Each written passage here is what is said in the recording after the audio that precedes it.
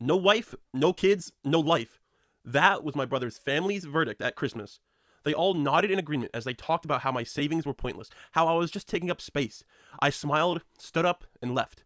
3 days later, my voicemail was overflowing with their frantic messages.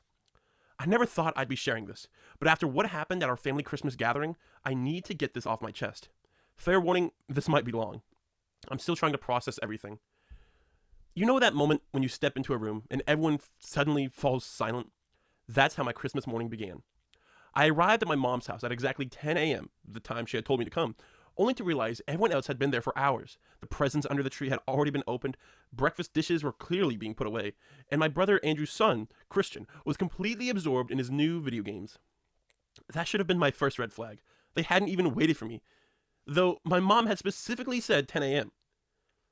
This was our first Christmas without Dad, who had passed away in October, and everything felt off. Mom hugged me, but there was something forced about her smile. My sister-in-law, Gabriella, barely glanced up from her phone. "Oh, you made it," she muttered, as if I were some distant acquaintance who had wandered in uninvited. I set my gifts down by the tree, pushing aside the awkwardness. Christian, bless him, was the only one genuinely happy to see me, immediately running over to show off his new gaming setup. That kid had always been the bright spot in family gatherings, but before I could respond, Andrew cut in. "Don't bother Uncle Dominic. He probably doesn't understand these things anyway, too busy with his whatever he does." The jab wasn't subtle. I've done well for myself, working remotely in tech while traveling, wherever I want. Dad always supported my choices, even when they didn't align with the traditional path Andrew took. But since Dad passed, the snide remarks about my lifestyle had only increased. Things really went downhill during lunch. Mom had made Dad's Christmas roast for the first time since he passed, and everyone was quiet. Until Gabriella decided to break the silence. "So, Dominic, anyone special in your life yet?" she asked. "At your age, you should really think about settling down. Christian needs cousins his age." Before I could respond, Andrew jumped in. "Oh, he's too busy living the bachelor life. No wife, no kids, no real life, right?" He laughed. But there was something pointed about it. And the worst part, no one defended me.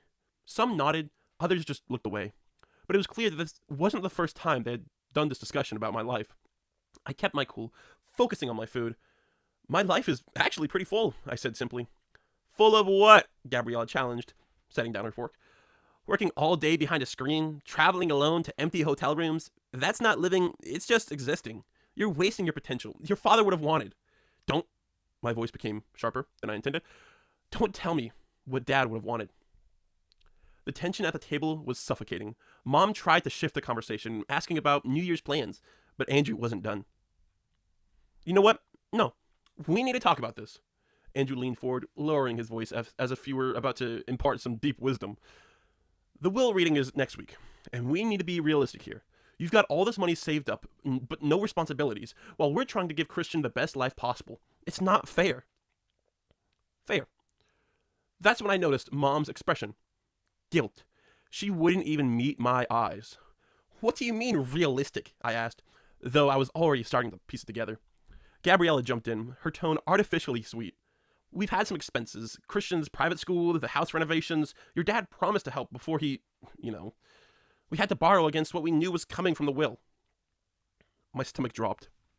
Borrow from where? The silence that followed was suffocating. Finally, Mom spoke, barely above a whisper. "Your portion, honey. They needed it. You have so much saved already, and they have a family to think about." It felt like a punch to the gut. "You took money from my inheritance without asking me?" "Borrowed," Andrew corrected, as if that somehow softened the betrayal. "And honestly, what were you going to do with it anyway? You're just a waste of space in this family. No real connections, no one depending on you, just floating through life while the rest of us handle real responsibilities." Everyone nodded, even Mom, though she looked pained through it. The only one who seemed uneasy was Christian, who had stopped eating and was staring at his plate. I stood up slowly, the sound of my chair scraping against the floor cutting through the silence. They were all probably expecting me to explode. Instead, I just smiled. "Thanks for lunch, Mom. I need to go." "Oh, don't be dramatic," Gabrielle started, but I was already heading for the door. Behind me, I heard Andrew mutter something about me, always running away from confrontation. I drove home in a daze. By the time I reached my apartment, my phone was already blowing up with messages, mostly from Mom, saying we need to talk things through as a family. One from Andrew, telling me to man up and face reality. I haven't responded to any of them yet. Instead, I called Dad's lawyer and left a message. Tomorrow morning, I'm going to find out exactly what they did with my inheritance and what they really meant by borrowing. And you want to know the worst part? I kept thinking about my last conversation with Dad, just a week before he passed. He'd made me promise to take care of the family, but also to stand my ground. At the time, I thought it was just the medication talking. Now I'm wondering if he knew, if he saw this coming. I don't know what I'm going to do yet, but I know I can't let this slide. Not just because of the money, but because of what it represents. They want to talk about real life and responsibilities? Fine, let's talk. My phone is still buzzing. I think I'll let it ring a little longer.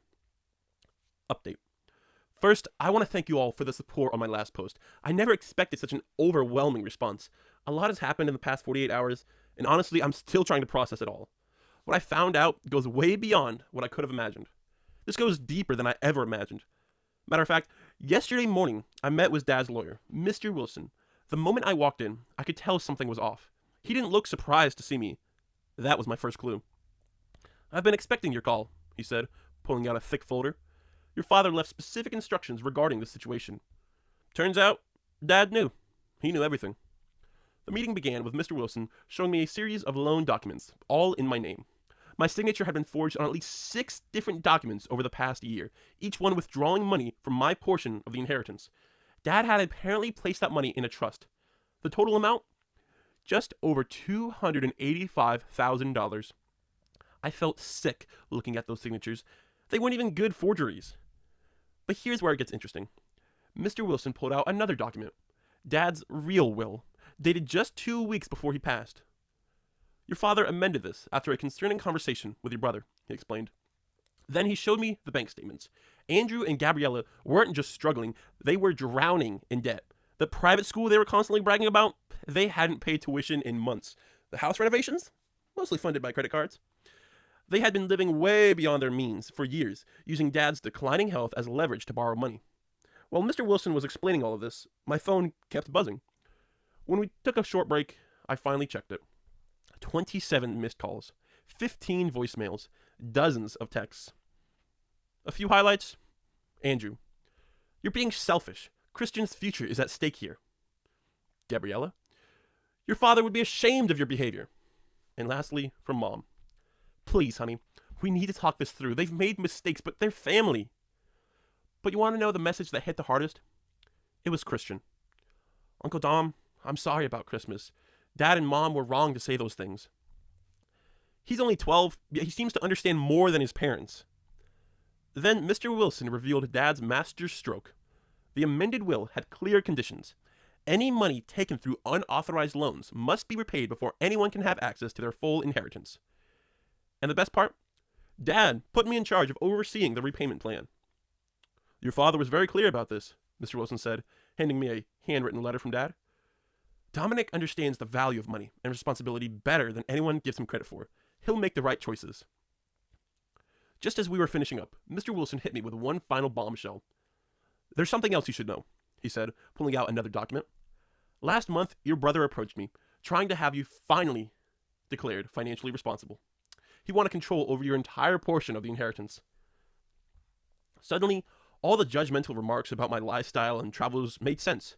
They weren't just criticizing me, they were laying the groundwork for a case against me. As I left the lawyer's office, another voicemail came through. This time, it was Gabriella. Her voice was unsteady. "We need to talk. There are things you don't understand. The school is threatening to expel Christian if we don't pay by next week. Please, we can work something out." I sat in my car for a long time, rereading Dad's letter, and near the end, he had written, "Son, they'll try to use guilt. They'll call you selfish. Remember, real responsibility isn't about giving in to demands. It's about making tough choices for the right reasons."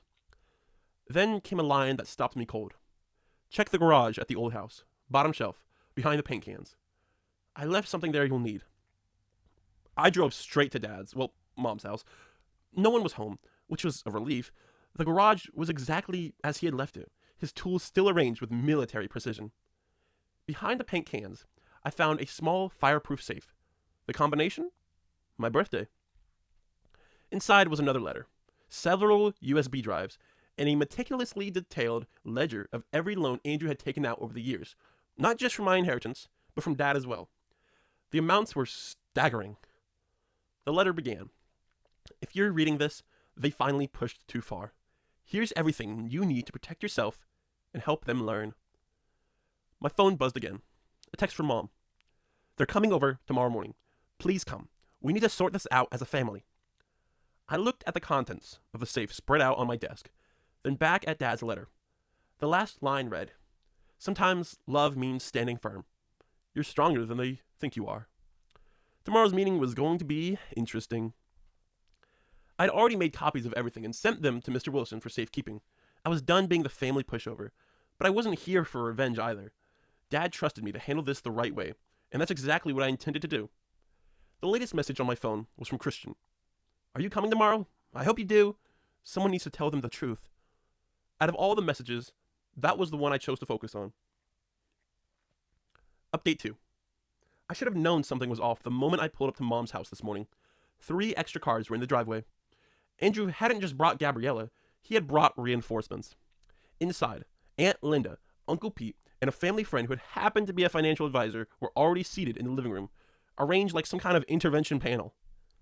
The moment I stepped inside, Andrew set the tone. "Good, you're here. Now we can discuss how to fix the mess you're making of this family." I almost laughed. This was their play? Mom hovered nervously in the kitchen doorway, already gripping a tissue like she was bracing for a breakdown.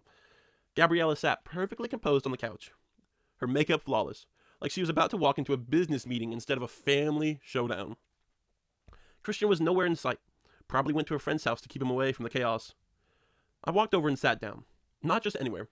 I took Dad's old armchair, the one by the window. Let the games begin. Something about sitting in Dad's chair gave me strength. I didn't say a word. I just waited. Andrew had always hated silence. It makes him uncomfortable. Sure enough, he rushed to fill the void. "We've been talking," he said, gesturing around the room. "And we think you're not seeing the bigger picture here. Dad's will, it's causing unnecessary strain. But we have a proposal." Their financial advisor friend pulled out a folder. That's when I noticed the logo. It was from the same firm that manages Mom's mortgage. Interesting. The proposal was exactly what I expected. They wanted to restructure the inheritance. Essentially, they would get immediate access to their full share, plus temporary control over mine, to help manage family assets more efficiently. In return, they graciously agree to start repaying the loans in 5 years. I let them finish. Then I pulled out Dad's ledger. "Before we go any further," I said, flipping to a marked page, "let's talk about the Mountain View property." The room went dead silent. Aunt Linda suddenly became very interested in her coffee. And for those asking in the comments, Mountain View was Dad's rental property. 3 fully paid off units, generating steady income. Everyone thought he had left it to Mom in the will. "The Mountain View property isn't relevant here," Andrew said way too quickly. I turned the ledger around for them to see. "Really? Because according to this, you took out a second mortgage on it 8 months ago. You used Mom's power of attorney while Dad was in the hospital. Did you tell her that?" Mom's tissue slipped from her hands onto the floor. "What is he talking about?" she asked, her voice trembling.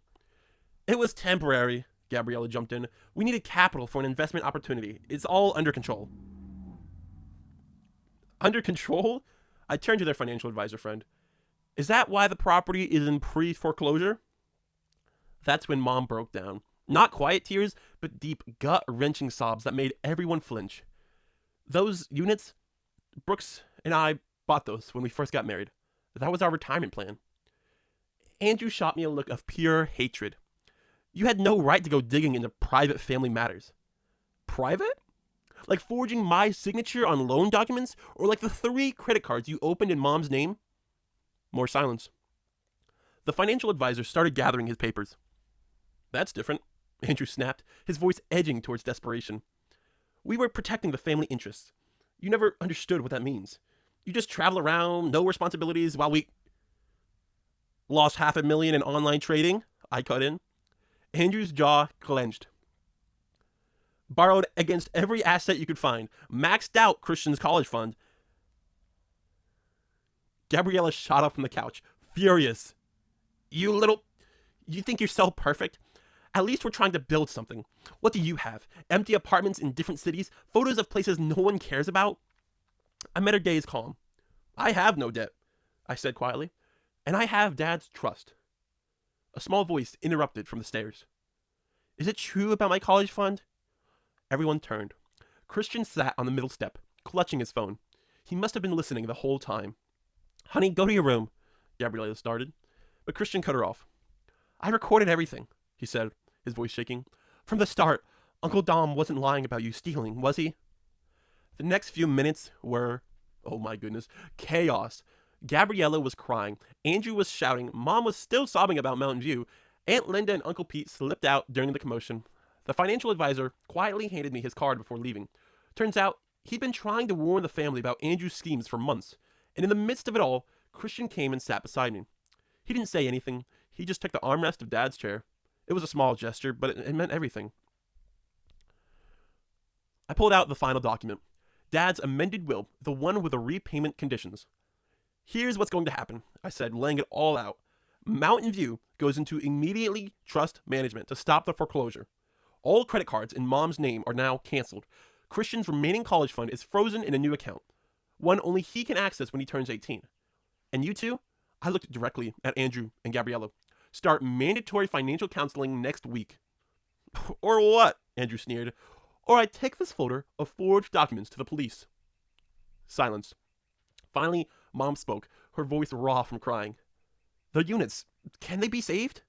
Yes, I assured her.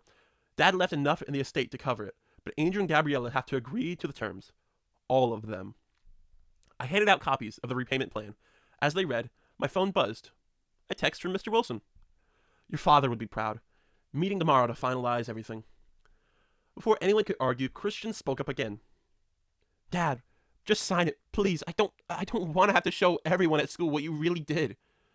Andrew's face went pale. The recording. His own son. Gabriella signed it first. Andrew followed, his hands shaking, whether from rage, shame, or both. I couldn't tell. As I drove home, the messages started pouring in. Andrew, threats. Mom, tearful apologies. Christian, a long text asking if he could stay with me for a few days until things calm down. Tomorrow, we will meet with Mr. Wilson to make everything official. But something tells me that this isn't over. Andrew is too proud. Gabriella is way too desperate, and there are decades of family dynamics to unravel. At least now, everyone knows the truth, even if they didn't want to hear it. Final update. It's been 2 weeks since my last post. I waited until everything was finalized before sharing this. What had happened wasn't just a resolution. It was a complete dismantling of my brother's carefully crafted facade. Some might call it karma, I call it justice. The morning after our family meeting, Andrew made his fatal mistake. He tried to drain Mom's accounts. All of them. What he didn't know, I had already frozen everything the night before. His attempted theft triggered exactly what I had hoped for, an automatic fraud alert and an immediate investigation. And here's where Dad's foresight truly shines. The USB drives he left in the garage safe, they contained years of recorded conversations, every loan request, every lie, every manipulation. And the final recording? Dad, on his hospital bed, while Andrew desperately tried to get him to sign over power of attorney, while he was heavily medicated. Mr. Wilson and I executed the plan perfectly. First, we submitted all evidence of the forged signatures to the authorities. Then we exposed the credit card fraud. The look on Andrew's face when investigators showed up at his office? Priceless. One of his colleagues even emailed me the security footage. Gabriella, meanwhile, tried to do damage control, calling everyone in their social circle, spinning tales about how I was destroying the family. But remember that financial advisor from our last meeting? Turns out he had been keeping his own records. His own records of their schemes. When he presented evidence that Andrew and Gabriella had been running a small investment scam within their social circle, their so-called friends turned on them faster than sharks smelling blood. And the school situation? It resolved itself in the most ironic way possible. Christian, my brave, brilliant nephew, forwarded all of his recordings to the school board.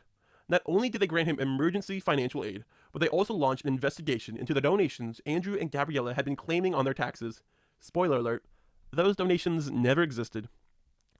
Then came the final breaking point. Mom finally saw their true colors when, in desperation, Andrew tried to pin everything on her. He claimed she had authorized all the loans and credit cards. That's when I played my trump card. I pulled out Dad's final video message, recorded just a week before he passed. In it, he detailed exactly how Andrew had manipulated and stolen from both of our parents for years. The fallout was immediate. The Mountain View property? Saved and restructured. Mom's retirement? Secured. Christian's college fund? Not only recovered, but tripled thanks to a secret investment account Dad had set up when Christian was born. Andrew never even knew it existed. But the real satisfaction? It came from an unexpected source. Remember Aunt Linda, who sat silently during our family meeting? She finally confessed why she had been protecting Andrew for so long. He had been blackmailing her with fabricated evidence of tax fraud. But when we exposed that lie, she provided years of emails showing how Andrew had systematically manipulated and exploited nearly every family member. And then, the dominoes fell oh so beautifully. Andrew's firm suspended him, pending a full investigation. Their country club membership revoked. Apparently, they had been charging thousands to other members' accounts. Their dream house? In foreclosure. Their social circle? Completely ostracized them. 3 of their former friends had already filed lawsuits over the investment scam. And Gabriella? Her final attempt at redemption backfired spectacularly. She actually tried to hold a press conference, yes, really, to paint herself as a victim of circumstances. That's when Christian dropped the hammer. He released group chat screenshots showing Gabriella actively planning to exploit more family members. Their final move? They're downsizing to a small apartment across town. Christian, however, chose to stay with me, temporarily, but with full legal backing thanks to Mr. Wilson's connections. The court was particularly interested in the recording of Andrew threatening him for exposing their schemes. As for Mom, she's doing better. Yesterday, we sorted through Dad's old office and found a letter he had written to me years ago. Sometimes the kindest thing you can do for someone is to let them face the consequences of their actions. Rock Bottom has a way of building foundations for better things. The family dynamics had permanently shifted. Most relatives had actually cut ties with Andrew and Gabriella, and those who haven't, they're keeping their distance. Mom hosts Sunday dinners now. Smaller, quieter affairs, free from the cloud of manipulation. But the real victory? Christian's transformation. Free from his parents' influence, he's thriving. Christian is finally thriving. His grades have improved. He's making real friends. And yesterday, he told me he wants to study finance. To help people, not hurt them, as he put it. As for me, I bought the Mountain View property from Mom at full market value. Everything was legal, documented, and above board. I'm converting it into affordable housing units with one ironclad rule. Andrew and Gabriella will never be allowed to rent there. Petty? Maybe. Satisfying? Absolutely. Dad's final message keeps replaying in my mind. Son, sometimes love means watching someone lose everything they stole, so they can finally build everything real. Andrew and Gabriella are now facing multiple investigations, civil lawsuits, and complete social isolation. Their house of cards didn't just collapse, it burned, and I made sure to document every moment of its downfall. The family thinks I'm done, but they're wrong. I've set up a trust fund for Christian, one that Andrew and Gabriella will never have access to even after he turns 18. Every penny they stole, they'll repay it with interest through wage garnishment if necessary. Their reputation in this town is shattered, not because of rumors, not because of lies, but because of the truth. Sometimes the best revenge isn't just watching someone fall, it's making sure they can never rebuild the illusion again. Christian is staying with me through the school year. Last night, he asked if we could frame Dad's last letter and hang it in his new room. To remind me, he said, that doing the right thing matters more than just looking right. Dad's legacy will live on, after all. Just not through the son everyone expects.